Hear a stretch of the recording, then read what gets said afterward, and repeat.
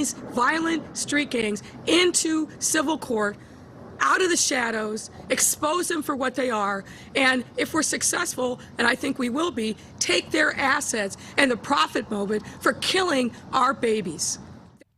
We bring in Anna Davlantes for stories like this, WGN Chicago radio host, longtime reporter in the city. Anna, I don't know if any of us have great sources inside the street gangs, but does Mayor Lightfoot, you think, honestly believe that the Crips and the Bloods are now suddenly going to clean up their act?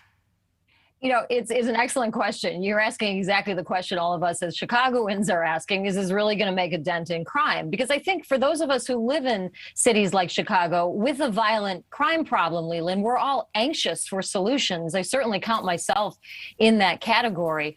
But when I talk to attorneys who have dealt with these kinds of crimes in the past, when I talk with police officers who have handled these kinds of asset seizure kinds of things in the past, they tell me they're not very optimistic, very little hope that these kinds of strategies will actually make a dent in crime. Here's the problem. I mean, you're pointing it out exactly the issue there, Leland. 25 years ago, you had huge gang hierarchies and you had multiple layers of people who answered each other and probably lots of assets too. Now you might have 2 or 3 15-year-olds fighting over control of one city block.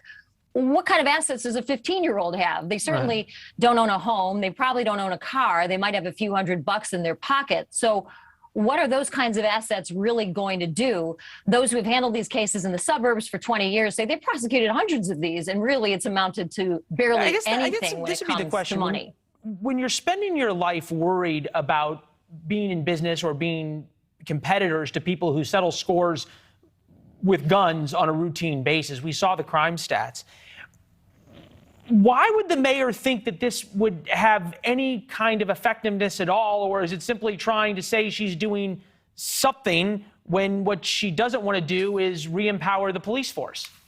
Well, here's what I think. There is something else actually going on here behind the scenes. And I've looked into this, Leland. I think this is sort of a way the city is saying to the prosecutor's office and the county courts that we don't trust you to take these kinds of things seriously. This is kind of a workaround, if you will, in some ways, to say we're going to bring these cases to court, and gang crimes that you don't consider to be very serious, like possession or other kinds of crimes like that, will now be in your hands, and there'll be more pressure on you to prosecute them and to bring them through the courts. There'll be more scrutiny, I guess you could say. I mean, it is illegal for a gang member to associate with another gang member in the state of Illinois. It's illegal for them to possess weapons. These are rarely ever prosecuted, and I think this is sort of the workaround.